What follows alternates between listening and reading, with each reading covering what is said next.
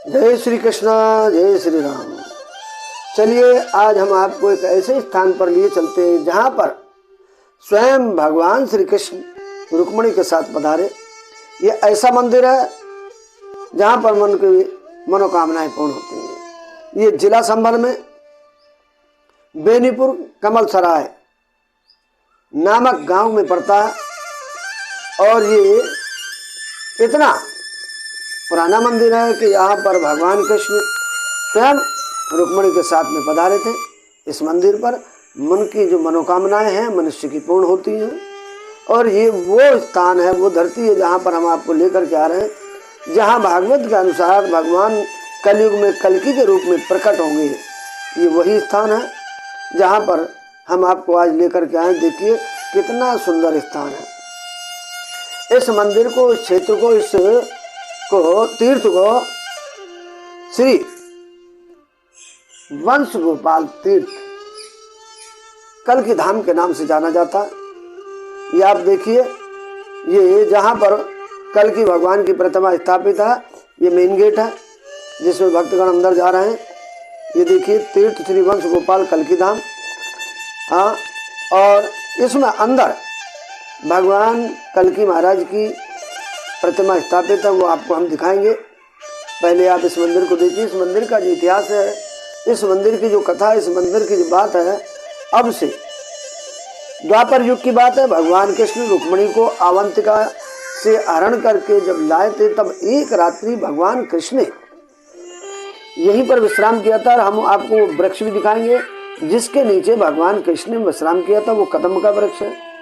ये देखिए, ये मंदिर का प्रांगण है और उस कदम्ब के वृक्ष को हम दिखाते हैं जिसमें भगवान कृष्ण ने एक रात्रि विश्राम किया था रुक्मिणी जी को लेकर, और यहीं से सीधे द्वारका जी को उन्होंने प्रस्थान किया था।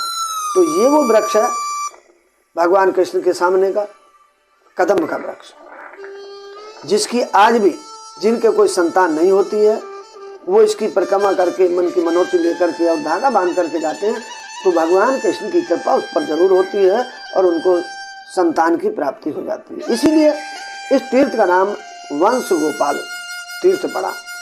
और ये ऐसा तीर्थ है यहाँ पर जब भगवान कृष्ण रुक्मिणी के साथ में ठहरे तो जल की कोई व्यवस्था नहीं थी।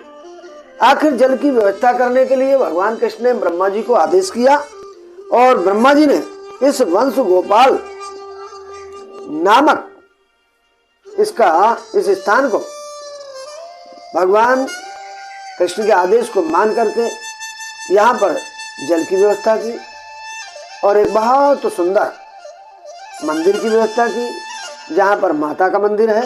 ये आप देख रहे हैं, ये माता का मंदिर है। ये उसी समय का मंदिर बना हुआ है जहाँ पर पुजारी पूजा करते हैं और अपने मन की मनोकामनाओं को लोग पूर्ण करके जाते हैं। ये माता जी का मंदिर है, दर्शन कीजिए। तो ये वो तीर्थ है जहाँ पर मनुष्य अपने मन की मनोकामना, जिनके कोई संतान नहीं होती है, वो संतान की प्राप्ति के लिए यहाँ पर आते हैं। तो यहाँ पर ब्रह्मा जी को आदेश दिया, जल नहीं है, इसलिए जल के लिए उन्होंने एक बहुत बड़े कुंड का यहाँ पर व्यवस्था की, तालाब की व्यवस्था की। वो तालाब मैं आपको भी दिखाऊंगा। देखिए बहुत बड़ा तालाब है जिसमें स्वतः ही जल नीचे से निकलता रहता है और उसमें जल अपने आप ही प्रकट होता है, तो अपने आप जल निकलता है। वो तालाब यहाँ पर, इस तालाब में, इस कुंड में जो नहाता है, पहले ये कच्चा था, अब इसको पक्का करा दिया गया है। ये देखिए इसमें से जल निकल रहा है, ऊपर देखो, ये देखो आपको दिख रहा होगा, इसमें से जल निकलता हुआ। तो इस तालाब में ये स्वतः ही जल निकलता है। इस तालाब में जो स्नान करता है, जो नहाता है, उसके सारे पाप समाप्त हो जाते हैं, पाप क्षय हो जाते हैं और अपने मन की जो मनोकामनाओं को लेकर के आता है वो मनोकामना उसे प्राप्त हो जाती है, वो मनोकामनाएं उसकी पूर्ण हो जाती हैं। इसलिए इस तीर्थ पर आने के पश्चात मनुष्य अपने मन की मनोकामनाओं को पूर्ण करके इस संसार में हर प्रकार का सुख भोग करके अंत में मोक्ष को प्राप्त करते हैं। ये वो तीर्थ है। अब मैं आपको इस कुंड के चारों ओर दिखाता हूँ। ये ब्रह्म कुंड कहलाता है। ब्रह्मा जी के द्वारा एक रात्रि में ही इसको खोदा गया था और इसमें व्यवस्था की गई। ये देखिए इसकी परिक्रमा है और इस परिक्रमा हम चल रहे हैं। आगे इसी में एक बहुत पुराना कूप है जो पीने के लिए किसी सेठ ने बनवाया था, पीने के जल के लिए। ये महिलाओं का स्नान करने के उपरांत वस्त्र बदलने का स्थान है जो बनवाया गया है। अब ये देखिए, ये इसकी परिक्रमा है मंदिर की, इस कुंड की परिक्रमा है। ये वो कुआं है जो मनोकामना पूर्ण होने पर संबल शहर के सेठ ने बनवाया था। बहुत पुराना कुआं है, पता नहीं किस सदी में बना हुआ है। और ये तमाम इसके चारों ओर जंगल ही जंगल है, खेती खेत है। इस तीर्थ पर भगवान शंकर ने तभी महादेव, देवादिदेव महादेव का एक सुंदर मंदिर बनवाया जिसे आप देख रहे हैं। ये भी उसी समय का बना हुआ मंदिर है जो भगवान ब्रह्मा जी के द्वारा बनवाया गया था और भगवान कृष्ण के आदेश पर। तो ये जो वृक्ष है कदम्ब का, इस वृक्ष की ये महिमा है कि जो भी यहाँ पर मनोकामना लेकर के आता है उसकी मनोकामनाएं पूर्ण होती हैं और इसकी परिक्रमा लगाते हैं लोग। चलिए हम भी एक परिक्रमा लगा लेते हैं। आज इसकी परिक्रमा लगा करके अपने मन की मनोकामनाएं भगवान कृष्ण से बोल दें, हमारी भी भगवान कृष्ण मनोकामनाएं पूर्ण कर दें और हमारा भी कल्याण हो। तो ये वो कदम्ब का वृक्ष है जिसमें साक्षात भगवान श्री कृष्ण के दर्शन होते हैं। और देखिए, आज आपको हमने इस वृक्ष में भगवान श्री कृष्ण के दर्शन कराए हैं।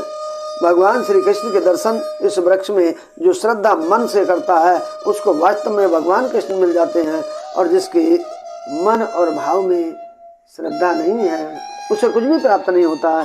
तो मित्रों, दोस्तों, आज हम आपको संबल नगर के वंश गोपाल तीर्थ पर लेकर के आए हैं और यहाँ पर हम आपको इस कदम्ब के वृक्ष के दर्शन करा रहे हैं। ये आपको अब उस मंदिर के अंदर ले चलते हैं जहाँ पर कल्कि भगवान की प्रतिमा स्थापित है, जिसकी पूजा करते हैं। वहाँ पर पुजारी हैं जो गुजरात के रहने वाले हैं, उनका नाम स्वामी भगवत प्रिय जी।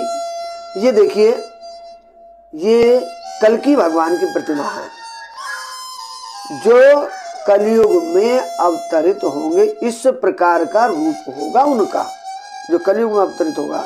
मित्रों, तो ये हम आपको दिखा रहे हैं, दर्शन कीजिए, बोले कल्कि भगवान की जय। ये कल्कि भगवान है, इनके दर्शन कीजिए, कलयुग के भगवान है ये। हाँ जी, तो इस मंदिर में जो रहते हैं स्वामी भगवत प्रिय जी, वो इसकी सेवा में रहते हैं, गुजरात के रहने वाले। बहुत सुंदर मूर्ति है, बहुत अच्छे शांत स्वभाव, दयालु स्वभाव ये श्री महाराज जी हैं, श्री स्वामी भगवत प्रिय जी, जो इस मंदिर में रहते हैं, इसकी सेवा करते हैं, इसकी देखभाल करते हैं। इन्हीं की देख रेख में सारा कार्यभार यहाँ पर होता है।